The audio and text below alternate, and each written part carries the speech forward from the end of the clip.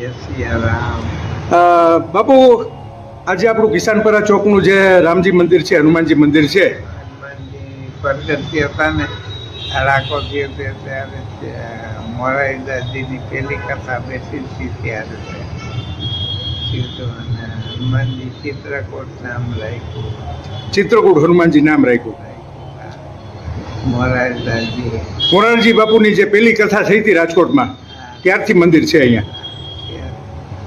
તેદી ગયા તે દીથી અડાકો ગયો પ્રગટ હનુમાનજી એટલે અંદાજે 55 થી 60 વર્ષ થયા મંદિરને. 35 વર્ષ તો મને થઈ ગયા.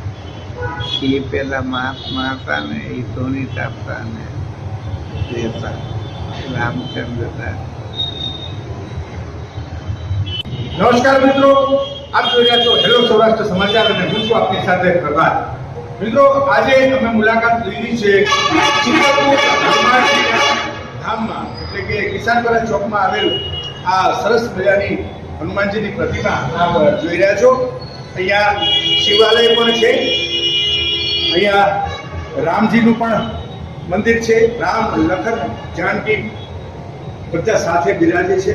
અને જેમ આગળ બાપુ સાથે વાત કરી, એમને જણાવ્યું કે આ મંદિરનો જે ઇતિહાસ છે એ 55 થી 60 વર્ષ જૂનો ઇતિહાસ છે.